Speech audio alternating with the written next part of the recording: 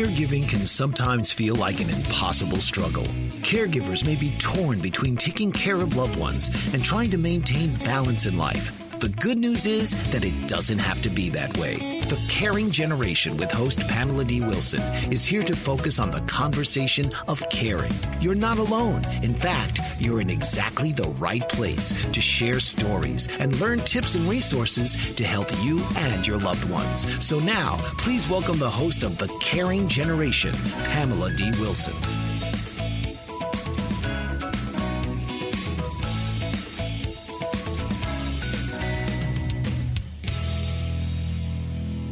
This is Pamela D. Wilson, caregiving expert. I'm your host on the Caring Generation radio program, coming to you live from the BBM Global Network, Channel 100, and Tune In Radio. The Caring Generation focuses on conversations about health, well-being, career, caring for ourselves and loved ones, all tied together with humor and laughter that are essential to being a caregiver. During this program, we will answer the caregiving question, what are adult daycare programs and how do these provide elderly assistance for older adults and their caregivers? Adult daycare services are a lesser-known alternative to help caregivers keep elderly parents and spouses at home. If you are a caregiver struggling with stress, feelings of overwhelm, feeling guilty that you're not doing enough, health issues, realizing that you don't have enough time for yourself, plus you want to get your life back, stay with me for the answer to what are adult daycare programs. This might be a great solution for you. As we know and we talk about, caregivers often give up their lives to care for elderly parents, spouses, or brothers and sisters. Many caregivers stop participating in favorite activities. You give up your hobbies. You also give up your friends. On the subject of how to make friends at any age, our guest for the health and wellness segment of this caregiving radio program is Dr. Jeffrey Hall. He is professor of communication studies at the University of Kansas, and he's also the director of the Relationships and Technology Lab.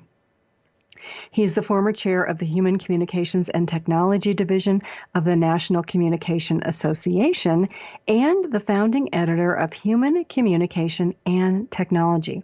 He is also the author of a newly released book. It's called Relating Through Technology, and it's available through Cambridge University Press. This book answers one of the questions that we talk about all the time. Does mobile and social media lead to a more personal connection with one another, or does all of this technology distance us, make us have fewer conversations, fewer get-togethers, and less quality in our day-to-day relationships? We'll talk about this subject during our interview with Dr. Hall. So let's begin to answer the question, what are adult daycare programs? Adult daycare programs, also called adult daycare services, are locations where parents and spouses can go for the day to receive a number of different types of elderly assistance.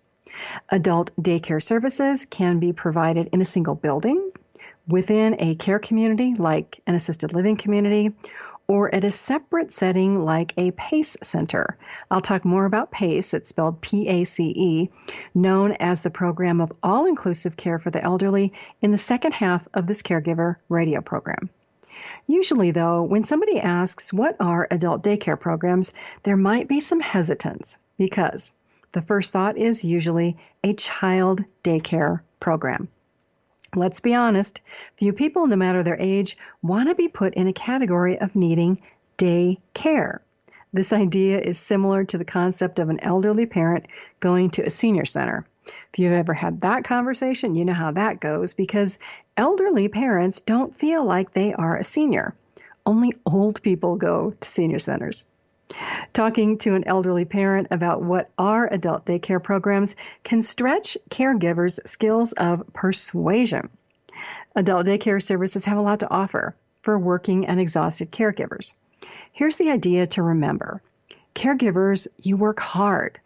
Many of you are working full-time or part-time jobs, and then you spend another 20, 30, 40 hours a week caregiving. You rarely have time off. If you want to remain in a caregiving role, it's important to practice self-care and self-love. It's okay to love yourself and make you a priority, which is where adult daycare service centers come into the idea of planning for elderly assistance.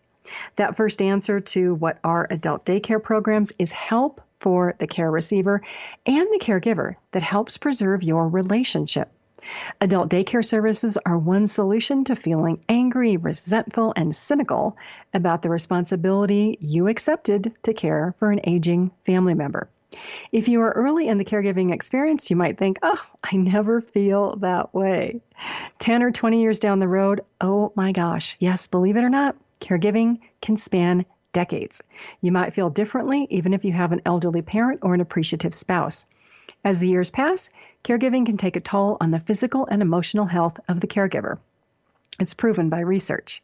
The second answer to what are adult daycare programs is a diversion for family caregivers, elderly parents and spouses, who might sit alone at home all day and not have anything to do. Social isolation and inactivity are not good for the body and mind. We talked about the negative aspects of social isolation in a recent caregiving radio show.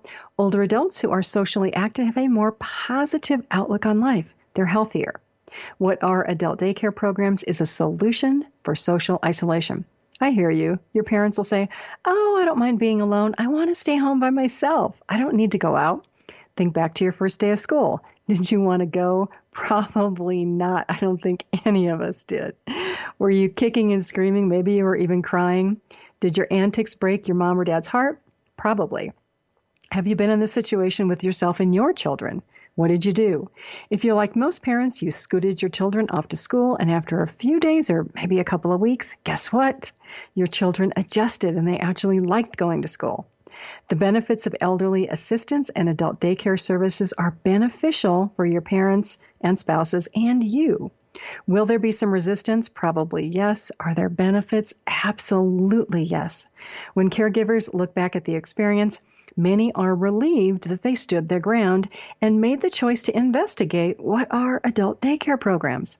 The third answer to what are adult daycare programs relates to the scope of time that a family member can attend. Most programs run Monday through Friday. Some adult daycare service locations offer Saturday and Sunday care.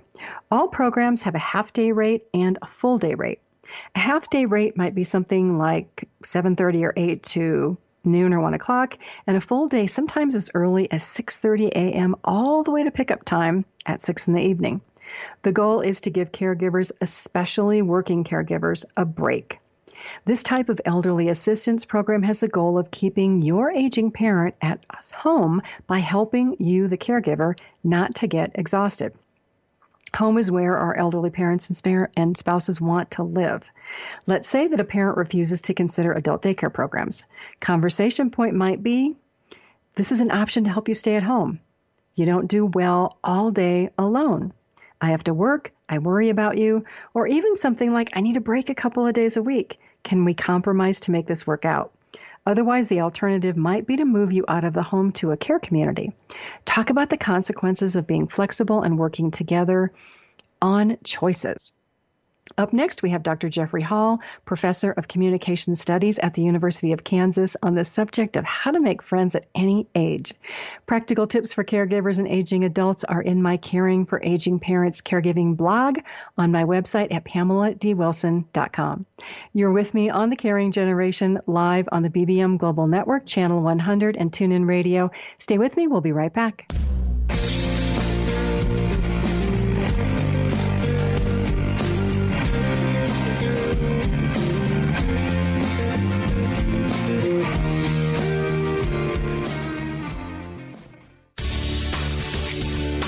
Do you want to remove unconscious beliefs, programs, and energy quickly? Are you looking to actively receive messages, activations, initiations, and gifts from your higher self? If so, tune in to A Call to Heal, a show that begins with a channeled, guided meditation for expansion and upliftment. Listen to Carolee and Julia deliver intuitive messages and energies. These powerful readings affect the energy bodies of all who listen. A Call to Heal radically helps those who listen to integrate their shadow and consciously expand their light body. Don't miss your opportunity to call in and facilitate a healing for yourself and the world. Listen to A Call to Heal, Monday nights on the BBM Global Network. Be the change you wish to see and make your call to heal. What if there were a super tiny device that could diagnose the brain and is smaller than a single human hair? What if you could see inside the brain to help an epilepsy patient during surgery or to help the fight against Parkinson's disease?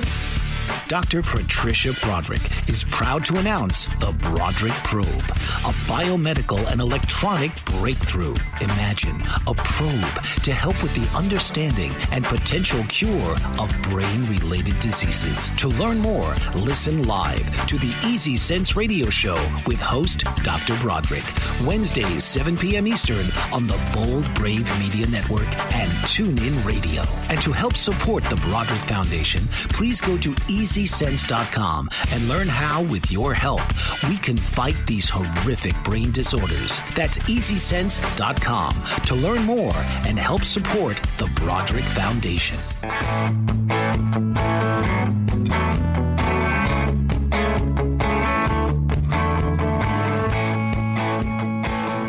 This is Pamela D Wilson, caregiving expert. I'm your host on the Caring Generation radio show for caregivers and aging adults, live from the BBM Global Network, Channel 100 and TuneIn Radio. Joining us is Dr. Jeffrey Hall to talk about making friends at any age. Dr. Hall, thank you for joining us this evening. It is a pleasure to be here. So let's start by talking about what are the benefits of having friends? Well, the benefits of having friends are so manifold, it's almost hard to even count them. Friendship predicts having a quality life. Friendship predicts having a longer life. Friendship predicts having a more meaningful life. And friendship actually even predicts having a better health, like a better healthy life. And so as we age, I think our ability to make friends might be different. People who are 20 years old may have a different ability to make friends maybe than somebody in their 60s. So how does that ability to change happen, and how does it affect us? So one of the things to think about with friendship is there's really a couple of ingredients that need to happen in order for friendships to form. One of them is that you have to have access to people who are open to making friends. So that one thing that happens when people are young adults, they have the opportunity to meet a lot of different people from different backgrounds. The second thing that needs to happen when you want to make friends is you have to have time. So you have to be able to invest time in another person. One thing that actually is very similar between people who have gone through like period of retirement and also somebody who is in their 20s is they actually tend to have more time on their hands in order to form friends and be able to make those kind of relationships. But the third ingredient to make friends is actually to find something that you want to do together. Now, sometimes that can be you just want to talk and hang out with somebody, but it might be an activity that you enjoy doing together. The good news is that although the activities may change as people age, the need to actually find things to do that you enjoy with someone else always is with us. And a lot of people move around these days. So many people leave the home and the city where they were born, and we're a very mobile society. How does moving about to a new city change friendships that we have, and then also the ability to make new friends?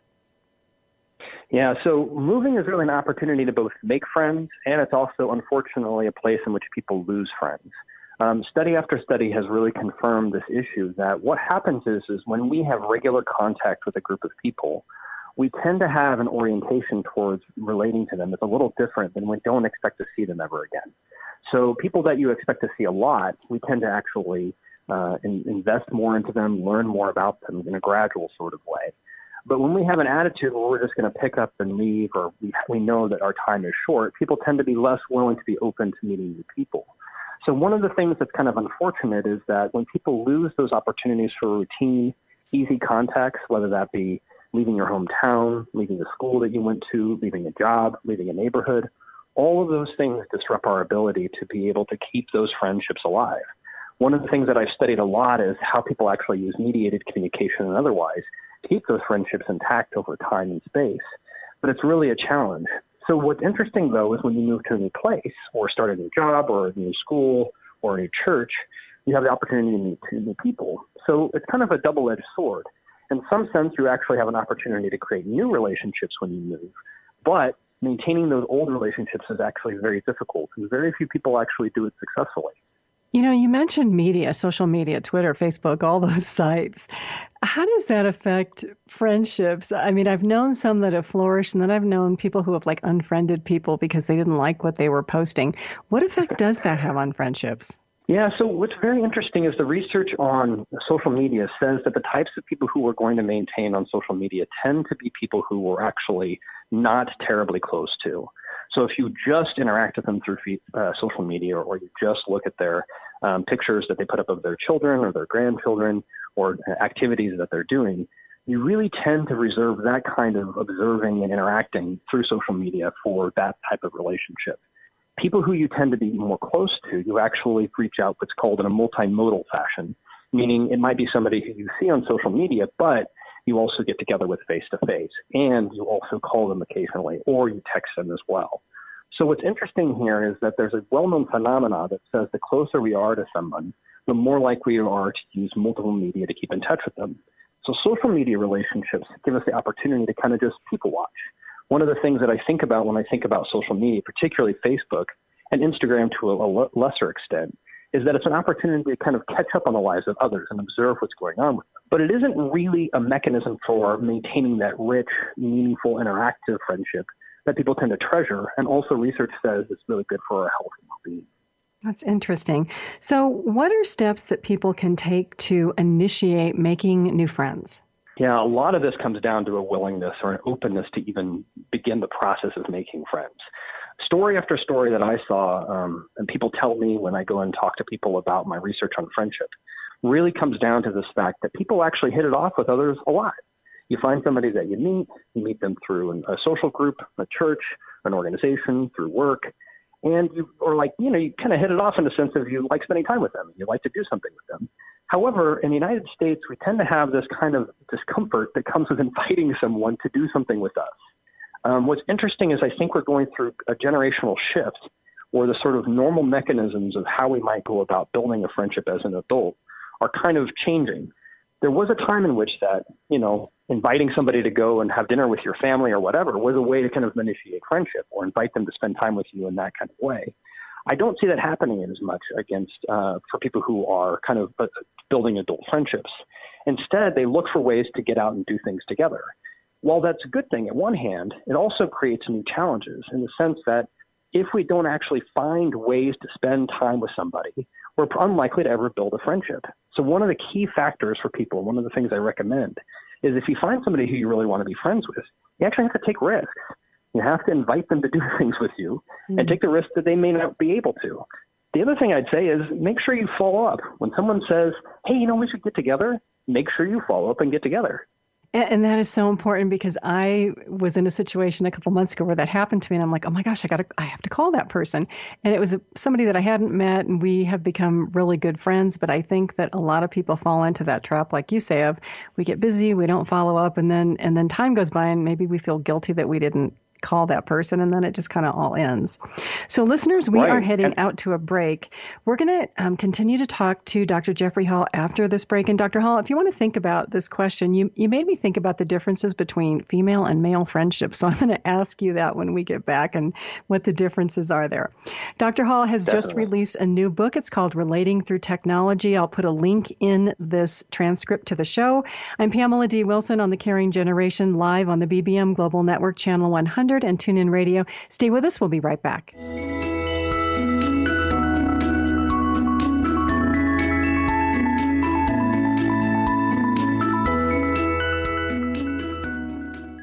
Dr. RC will share extraordinary resources and services that promote educational success, as well as making a difference in the lives of all social workers, as well as the lives of children, adolescents, and teens of today. She will have open discussions addressing many of the issues that we face about our youth and how being employed in the uniquely skilled profession of social work for over 18 years has taught invaluable lessons through her personal experiences. She will also provide real-life facts, examples, and personal stories that will confirm that why serving as a child advocate is extremely beneficial when addressing the needs of the whole child. Listen live Saturdays, 10 a.m. Eastern on the BBM Global Network and TuneIn Radio as Dr. RC will provide thought-provoking information that will empower, encourage, and strengthen students, families, and communities across our nation. You can also visit her at soarwithkatie.com. Have you ever wondered why some children recover from their symptoms of autism while others never seem to get any better?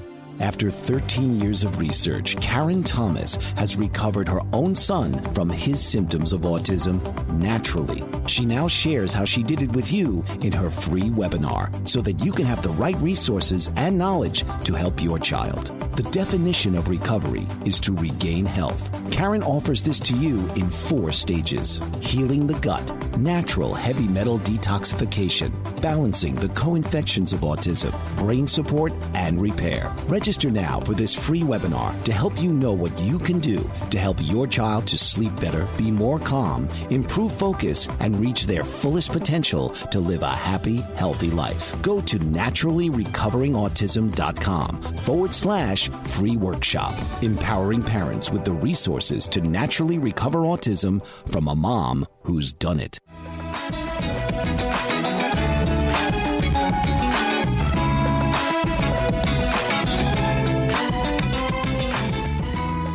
This is Pamela D Wilson, caregiving expert. I'm your host on the Caring Generation on the BBM Global Network, Channel 100 and TuneIn Radio. We're back to continue our conversation with Dr. Jeffrey Hall about making friends. Dr. Hall, talk about the differences between male and female friendships and how we maintain these friendships. Yeah. One of the very first projects I did actually looked at the difference between men and women's expectations of friends and also boys and girls' expectations of friends. And what we found was that there's a couple really key distinctions. One thing is that women tend to have higher expectations of self-disclosure. So they tend to be much more likely to disclose information and to relate to one another on that kind of more talking level. By comparison, men tend to actually have relationships that, although they valued loyalty and they valued things like commitment in the same way that women did, they tended to have relationships that were more based on kind of activity-based or things that they would want to do together. So although both men and women's relationships actually enjoy spending time together, the types of activities that they do together actually differs quite a bit. And I suspect that one of the reasons that women have an easier time maintaining friendships into adulthood by comparison to men is that women are actually quite comfortable picking up the phone and talking to somebody from a long way away. And men maybe just not accustomed to that. They're not as familiar with what it means to just maintain a relationship through talk, because they've been accustomed for many, many years, even through childhood, of developing friendships based on time spent together doing a similar activity or time spent side by side. And you mentioned that to make friendships, we need access and time. COVID has it's given us more time in some ways, but it's limited access. So how has COVID affected making friends or maintaining friendships? COVID has fundamentally changed our ability to have relationships with people outside our home, at least during the shelter-in-place period particularly. But as it carries on, and it's so important that we maintain social distancing guidelines and going out together, it's just not an option the way it once was. In fact, my research would suggest that about 2/3 of all of our interactions took place with people who were out and about in our lives, right? 1/3 of our interactions were people who we live with, and 2/3 were people who were out in our communities, at our jobs, at our workplaces, at our schools. And those are all gone. So what happened was all of those relationships, which used to be maintained by just popping your head into someone's office and saying, "Hey, how was your weekend?" or seeing them in the hallway and saying, "What have you been up to?" Those sorts of relationships really had to become very intentional. And a lot of folks found themselves in a position where they're really longing for social contact. They're missing that easy, comfortable conversation they had with people that was once there. What's interesting that I have found is one other thing specific to friendship that's been very curious is early on in the pandemic, it seems that there was a lot of people who were reaching out to far reaches of their friendship network. They were getting back in touch with people who they hadn't talked to for a long time. They were trying to find opportunities to like Zoom chats and get together. What's strange is as time sort of went on, those sort of initial tendencies towards reconnection went away. And I suspect there's kind of 2 reasons why. One is that you were reaching out to people who you weren't in a routine to keep in touch with to begin with. So it's hard to build a routine out of nothing. And I think the second reason was it became kind of an odd sort of thing because all you did was talk about how awful the COVID pandemic has been and how difficult it is. And I think a lot of those conversations lost steam because a lot of them were just so dire. How much time does it take to make, let's say, a casual friend and then a good friend? So my research on the number of hours it takes to make a friend estimates that about 40 to 60 hours is time spent with somebody just to become a casual friend with them. The way that I looked at this was both tracking adults who had moved across the country, usually for a new job, sometimes for a divorce or retirement, but people who had basically geographically relocated. And I asked, name somebody that you've met before, or met since, you've moved, and what kind of relationship do you have with them, and how much time you spend with them. So just to make a casual friend, it's usually about 40 to 60 hours. After that, it takes about 80 to 100 hours to make someone who you might call a friend, and it takes over 200 hours to make a relationship that you would call like a best friend or a close friend. What about people who are, let's say, not as social, or maybe elderly who can't get out of their homes as much? What suggestions do you have for those people to make friends? Well, it's a lot of times that we forget when we think about the process of friendship building is that we think of it's just a matter of personality. One thing I can tell you is the research is very clear that people who are introverted, for example, can actually form very, very deep friendships and have enduring relationships with people. So they tend to be a little more choosy and picky about who they become friends with, but they really have very dedicated friendships. Extroverted folks do have an easier time meeting a lot of different people, but they run into a different problem. They're so accustomed to meeting new people that they rarely, or less likely to at least, invest in any one particular person. They're accustomed to meeting lots and lots of different people. For elderly folks or people who have a difficult time being mobile, I would really recommend trying to find kind of opportunities that are based around activities that you enjoy being at, where you'll be exposed to a lot of new people, and that you know that those people will keep showing up over and over again. And I think that this is why, in part, a lot of programming for people who are retired or otherwise is really activity-based. You want people to come together to play cards, to play bingo, to go on nature walks, to study an activity or learn something new, or go to church or a synagogue or otherwise. All of these are places where people keep showing up, a lot of new people, and opportunities to meet new folks. So although all of those do require some getting out of one's home, there are a lot of opportunities to be able to build relationships, which are in relatively convenient environments. And let's say that I'm one of those people, I'm a little shy and I go to a group. How do I start a conversation in that group to make friends? Yeah, everybody wants to know what are the tricks, do I just stand against the wall, hope somebody comes up to me? Yeah, right. No, I mean, what's interesting is if we think about it, the very first process of building a relationship with somebody is really the kinds of things that, my 7-year-old would tell you, right? You want to say, what is a person's name? What do you like? And is this a nice person, right? And in some ways, as adults, we do the same thing. Who are you? Where are you from? What do you do? These kind of things are part of kind of the general sort of script of getting to know people. So no, you can't just sit in a corner and kind of, slink off to the side and expect to build friends. One thing that you really do have to do, though, is to go to the process of keep talking to people that you want to talk to. Make it a priority to actually see them the next time you see them at this activity or this place. And of course, as I mentioned before, that critical aspect of shifting contexts, once you meet somebody, actually inviting them to do something with you or with your family is really important. Research that one of my graduate students just published found that context shifts, or this process of developing the relationship in a place that's different from where you met somebody. So someone that you met at work, you can develop otherwise, is a key process of building friendships. Dr. Hall, thank you so much for joining us. Listeners, we are headed out to a break. This is Pamela D. Wilson, your host on The Caring Generation. You're with me live on the BBM Global Network, Channel 100, and TuneIn Radio. Stay with me. We'll be right back.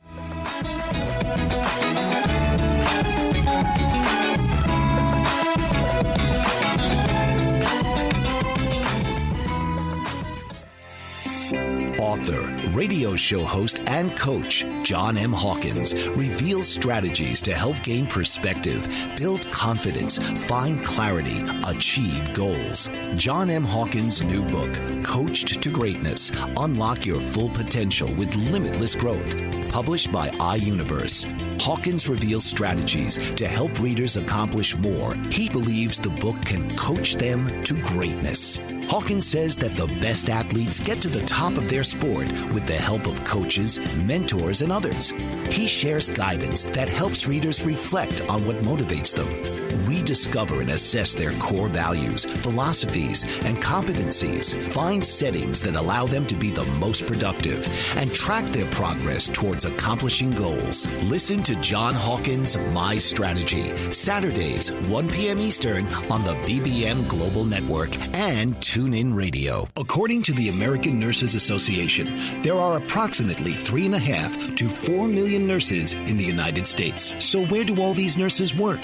What kind of roles do they have? What kind of education and training help to prepare them for so many different settings? What kind of impact do nurses have on patient outcomes? The World Health Organization has announced that 2020 will be the year of the nurse, honoring the 200th birth anniversary of Florence Nightingale. An international initiative called Nursing Now is underway to raise the profile of nursing. The National Academy of Medicine has convened a committee to create the Future of Nursing 2020 to 2030 that will focus on how the nursing profession can create a culture of health, reduce health disparities, and improve the health and well-being of the U.S. population. Learn more and join Joyce Batchelor on All About Nursing, Wednesdays from 7 to 8 p.m. Central Standard Time on the BBM Global Network.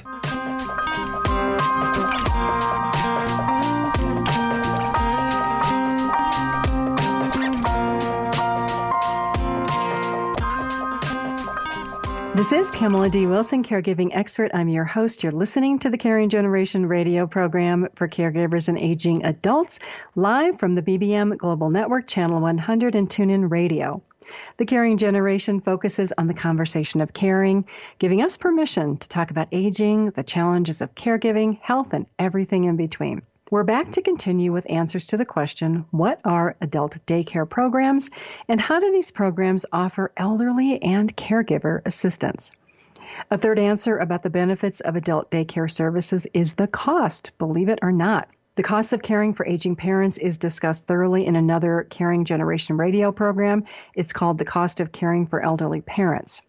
Adult daycare services can be a very affordable alternative to other types of elderly assistance like in-home caregiving or moving a family member to a care community. Rates can vary by where you live, but a half day of elderly assistance at an adult daycare service can average around $50 a day, a little more, a little less. A full day, maybe $80 to $90. If you compare that to hourly in-home caregiver rates of $25 to $30 an hour, or the daily rate at a care community, which can be around $160, $170, it makes adult daycare services a pretty good value, and it offers you the break that you need from caregiving duties and all those emotional pressures that never seem to stop. It's never too early to investigate options and start asking that question, what are adult daycare programs, so that you can create a backup plan. The next common question about this type of elderly assistance is, does insurance pay for it? Regular health insurance does not pay for adult daycare services, but if your elderly parent purchased long-term care insurance, payments for adult daycare services might be included as a benefit. You can call the company and ask. Another payment source can be Medicaid. It's known by different names depending on where you live. Planning ahead for elderly assistance is so important to your mental health, to your physical health. If you are a caregiver, how will you pay for your care? Think about this. Does your company offer long-term care insurance? What can you do today to plan ahead? The benefits are substantial when we consider how expensive care is today when we think about planning for ourselves. A lot of adult children contribute thousands of dollars to care for elderly assistance programs for parents. If you or a parent planned, long-term care insurance would provide this care, and you'd have your time and your life back, including the money that you're paying out for care now. Being attentive to your health, planning for these care needs tomorrow, it's a long game. It's like saving for retirement. If your parent doesn't have long-term care insurance and they don't qualify for Medicaid, the payments for all types of elderly assistance come from their savings or from you as the family caregiver. Figuring out ways to pay for care can add stress and complexity to elderly assistance. The number 4 answer to what are adult daycare programs is the idea of adult daycare services being what I call a bridge. When you think about a bridge, it's that mechanism that gets us from here to there, bridge over a river, a bridge over a stream. Caregivers deal with bridges all the time when you manage care for elderly parents. Adult daycare services are the bridge to the benefits of understanding what are adult daycare programs and what they can offer instead of harming your health and your well-being as that caregiver. Instead of giving up your career and your income, investigate adult daycare services. Using this type of elderly assistance can help delay or prevent your parent from needing more costly and more time-intensive elderly assistance. If you think of adult daycare programs as the idea of prevention, this can ease those conversations. The number 5 answer to what are adult daycare programs are activities. Not all programs or locations have the same activities. Adult daycare services are usually planned around the needs of the attendees. For example, some adult daycare services have activities and care specific to people with dementia or Alzheimer's. Those people may need more physical assistance to use the bathroom. Some may take medications. Many adult day programs provide meals for the participants. Some people physically enjoy going out. They take day trips. Some programs include music and art, playing cards, physical exercises, dancing, gardening, all kinds of crafts. And these give people opportunities to make friends, like we talked with Dr. Hall. Other adult daycare services might also have visiting providers like beauticians, nurses who trim finger and toenails. The next answer to what are adult daycare programs is the idea of investigating and learning. Until you call for information and you visit, you're not going to know what's available for elderly assistance programming. Many adult daycare services offer a trial day to learn about an elderly parent or spouse who attends, their needs and their preferences. The goal is to match your parent with a group of attendees that have like interests so that the program can be successful. And know that when you're looking for communities for daycare, that's what you're looking for. Some caregivers might go to a place and you might be disappointed to learn that some of the attendees are more advanced in health issues, in physical or cognitive ability. They need more help. That can relate to adult daycare services whose primary payer is Medicaid, so you want to ask about that. The Medicaid or PACE qualifier for payment for adult daycare services is a need for substantial hands-on care, which is very similar to the care that's offered in nursing homes. So when you call the number that you should call, ask them and say, what are the adult daycare programs that you have? What are the ages of the residents, male versus female, ages, physical activities, cognitive activities? Are most of your attendees private pay? Is it a Medicaid program? And definitely go to visit before you take your aging parent or spouse. You don't want to have a disaster by choosing an adult daycare service that isn't a good match, because this will spoil the experience for your parents. They're going to refuse to try another program. So take the time to set up this in a thoughtful manner. After the break, we're going to continue to talk about what are adult daycare programs, including transportation. How do your elderly parents get from your house to the daycare program and back? That can be simple or it can be complicated. You can follow me on Facebook. You can join my online caregiver support group. It is called the Caregiving Trap, where you will meet other caregivers in similar situations. Help for caregivers and aging adults is also on my website at PamelaDWilson.com. My Facebook page is PamelaDWilson.page. On my website, my caregiving library, my caregiving courses, videos, a lot of helpful information, and my caregiving blog. This is Pamela D. Wilson. You are with me on The Caring Generation, coming to you live from the BBM Global Network, Channel 100, and TuneIn Radio. Stay with me. We'll be right back.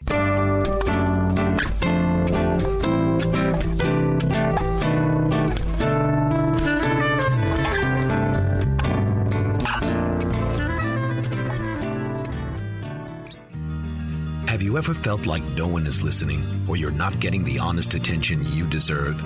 Do you even know the kind of attention you want or need? You are not alone. Alice Aspen March is here to help. Thanks to Alice, through her epiphany and research over the word attention, there are solutions to the attention dilemma. Worldwide audiences have been enthralled and engaged for over 40 years with her visionary and pioneering observations. The kind of attention we get and give is vital to improving our lives and society. Alice and her weekly guests review game-changing insights for transforming and improving our understanding of attention, providing techniques for creating healthier and empowering behavior. Get a new perspective on a mainstream word. Tune into Why Our Attention Matters for fresh and thought-provoking conversations every Tuesday at 3 p.m. Eastern on boldbravemedia.com and the TuneIn Radio app.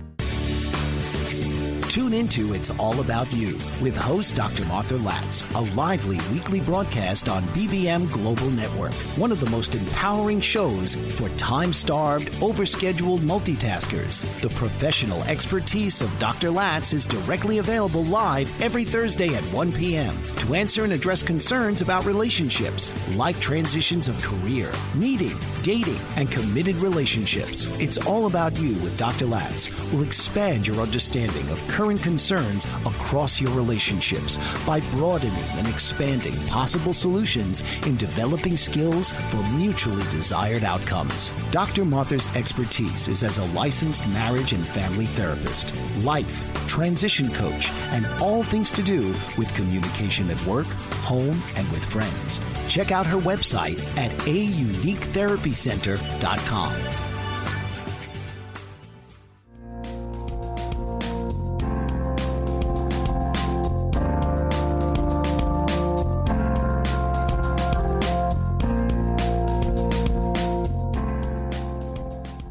This is Pamela D Wilson, caregiving expert, author, and speaker on The Caring Generation, coming to you live from the BBM Global Network Channel 100 and TuneIn Radio.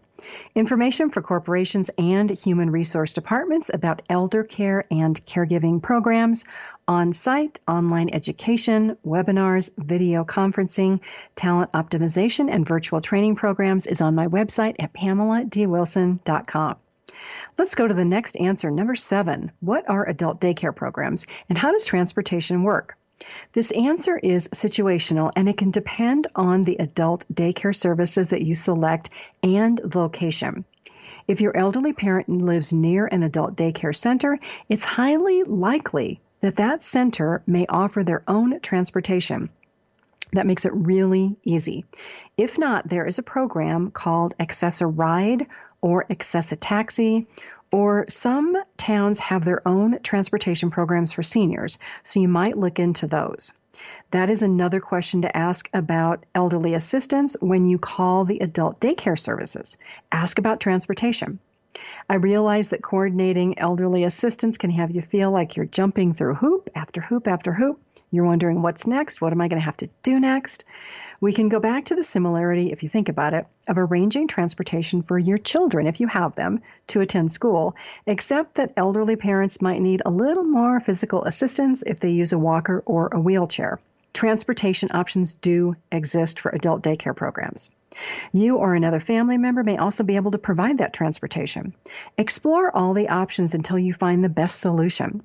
The number 8 answer to what are adult daycare programs is a combination of elderly assistance programs. What do I mean?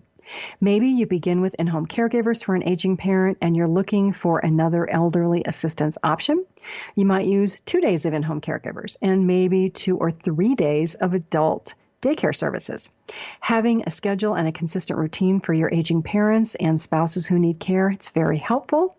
Having assistance that combines one-on-one care of an in-home caregiver and the activities provided at adult daycare services might provide really a great variety for an aging parent and also meet your needs. Think about it. Would you welcome an aging parent receiving a bath or a shower a couple days a week from a caregiver, somebody to come in and change bedding and laundry, maybe do some grocery shopping, some meal preparation to give you a break? Imagine having an in-home caregiver to help with that. Then your parent likes or wants to be with others rather than having you be that entertainment committee or the person who has to develop activities. Look at an adult daycare program. Adding adult daycare services is a great option for a plan that you might already have in place for an aging parent. The number 9 answer to what are adult daycare programs relates to the PACE program. And it's PACE. I'm not talking about PACE salsa. I'm talking about PACE. It's medical speak for the program of all-inclusive care for the elderly. It's a program that you can look up. You can Google it. I believe it's available in about 31 states, so not all states. If your elderly parent has high care needs and is low income, the PACE program may be exactly what you're looking for. It is Adult Daycare Services Plus. What do I mean by that plus? Add to the idea of adult daycare programs the idea of medical and home health care, medications, access to social workers, respite care to give the caregiver a break, dental, vision, hearing, foot care, and more. Does that sound like something you might be interested in? Is it something that would help you care for an aging parent and give you a mental and physical break? There are guidelines for the programs that you want to learn about. One is that an aging parent must be living at home in the community at the time of enrolling into the program. That means prior moving into a nursing home. The person needing care must also be certified for a skilled nursing home level of care, and that relates to activities of daily living, like we've talked about before on prior radio shows. An aging parent must need elderly assistance that includes things like bathing, help with dressing, help going to the bathroom, managing continence, walking, transferring, or moving about. Maybe they've got bad balance, or if they have a cognitive impairment like memory loss and they really shouldn't be home alone. While some PACE programs can be accessed private pay, most do use that Medicaid waiver or for the payer source. The goal of that program is to help your parents remain at home by providing the type of assistance that many older adults need and support that caregivers need. For many low-income elderly, the PACE program and the services offer, including that adult daycare service, is a blessing and a benefit. And believe it or not, many PACE programs, they have their own transportation. You might think you've died and gone to heaven. You can think of PACE like a health insurance plan that has preferred providers. If you think about Kaiser Permanente, it's managed care. The PACE program is similar to that. Like Kaiser, the PACE program has in-network doctors, locations that they call centers that your elderly parent will visit for care. So, here's the difference. If you have doctors and other providers that you like, changing providers would be a requirement of the PACE program. You want to call them for information, create a list of pros and cons before you make that decision to change to the PACE program, or really any health insurance program that can substantially change the care that an aging parent or a spouse receives. We're kind of coming up to that time of year where people consider insurance plans, so these are the questions that you want to ask. Subject number 10, the question and answer for what are adult day programs is this for you? Is it for an aging parent? Make sure that you investigate it, be open-minded, consider your caregiving experience to date. How will a change or increase in the care that an elderly parent needs affect your life, health, career, and family? Looking at the long-term aspects of caring for aging parents or a spouse, it's critical for your well-being as a caregiver. If you don't take steps to find options before you burn out or become exhausted, you could be that next person who needs care. Investigate options, be open to learning, plan early, initiate discussions about caregiving and paying for care in your family, for your elderly parents and for yourself, who will take care of you when you're older. How do you do this? Practical tips, solutions, and support for caregivers are in my book. It is called The Caregiving Trap, Solutions for Life's Unexpected Changes. Information about the book is on my website at PamelaDWilson.com, where you can also find my online course for caregivers called Taking Care of Elderly Parents, Stay at Home, and Beyond, that's available through corporations and groups. This is Pamela D. Wilson, caregiving author, expert, and speaker. You are with me on The Caring Generation, live from the BBM Global Network, Channel 100, and TuneIn Radio. Information for caregivers is on my website, PamelaDWilson.com, my caregiving blog, my videos. You can also check out my group on Facebook. It is called The Caregiving Trap. My Facebook page is PamelaDWilson.page. Stay with me. We will be right back after this break.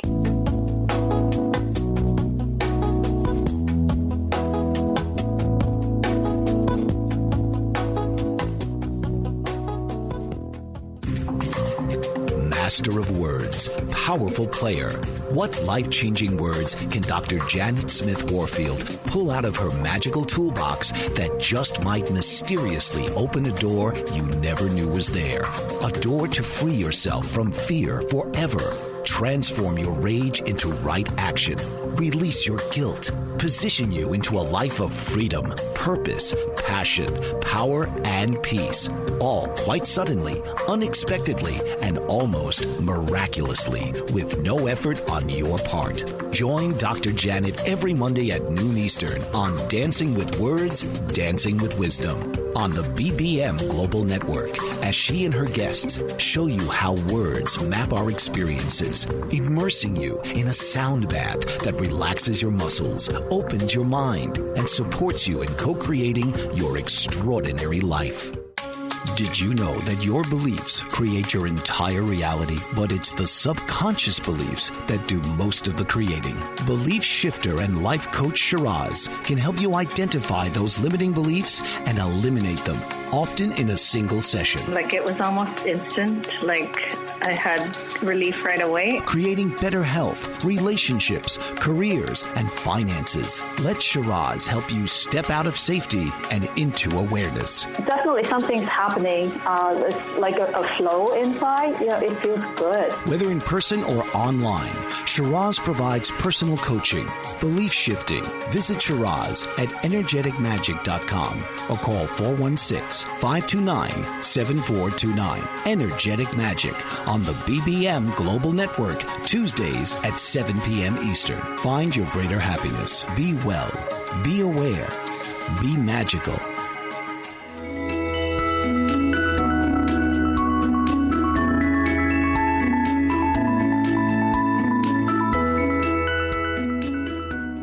This is Pamela D Wilson, caregiving expert. I'm your host on the Caring Generation radio program for caregivers and aging adults, live on the BBM Global Network, Channel 100, and TuneIn Radio. Share the Caring Generation with your friends, family, coworkers, the companies where you work, your social groups, church, and everywhere. 1 in 4 people you know are caregivers looking for hope, help, and support. That is here on the Caring Generation every Wednesday and on my website 24/7 at PamelaDWilson.com. Coming up next week, Dr. Elena Portoclone from the University of California at San Francisco.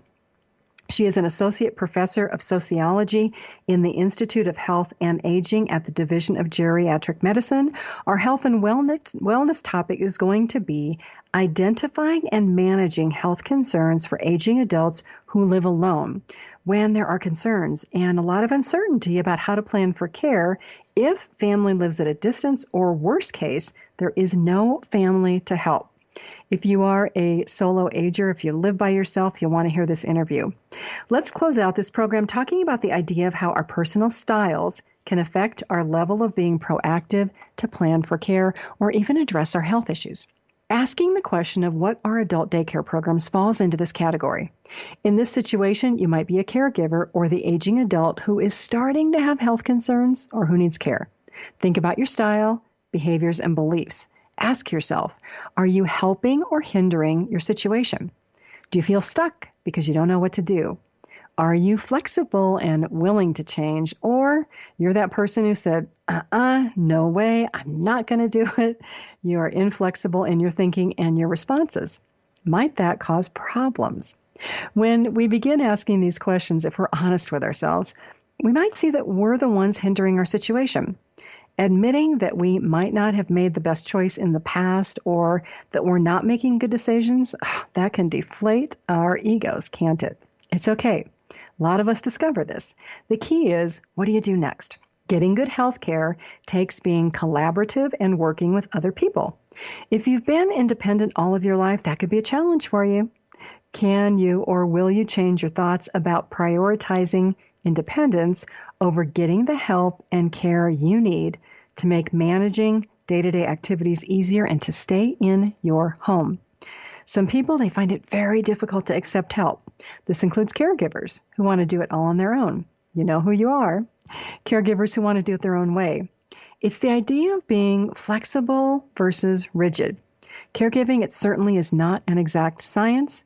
Many of what we do as caregivers results from trial and error. trying one thing that doesn't work out, trying another thing that works out really well. It's part of life. We learn from our experiences, and if we are proactive, we can learn from others.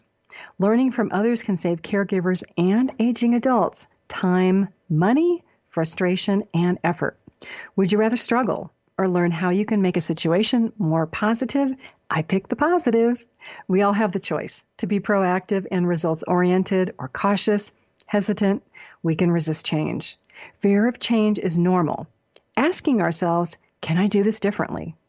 Fear of learning new habits, it's all scary stuff, but we can do it. Sometimes it's necessary to work through caregiving situations so that we don't make mistakes. And our elderly parents and spouses get the care that they need. That's really the most important thing. We want to make sure our loved ones get the care that they need. To that, ask for the help, the education that you need from your families and the workplace. Caregiver support through articles, videos, online courses. They are on my website at PamelaDWilson.com. Consider my website and my programs and my Facebook support group, The Caregiving Trap, a safe space for caregivers and aging adults who want to learn. If you have ideas for future programs, you can visit my website, PamelaDWilson.com. There's a Contact Me button there. You can click on that and you can send me an email with your ideas for programs.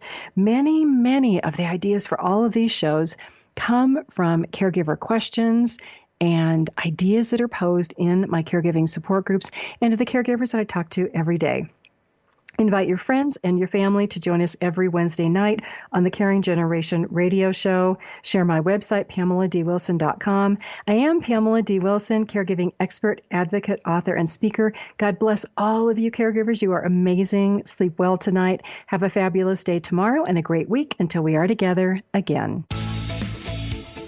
Tune in each week for the Caring Generation with host Pamela D. Wilson. Come join the conversation and see how Pamela can provide solutions and peace of mind for everyone. Here on Pamela D. Wilson's The Caring Generation.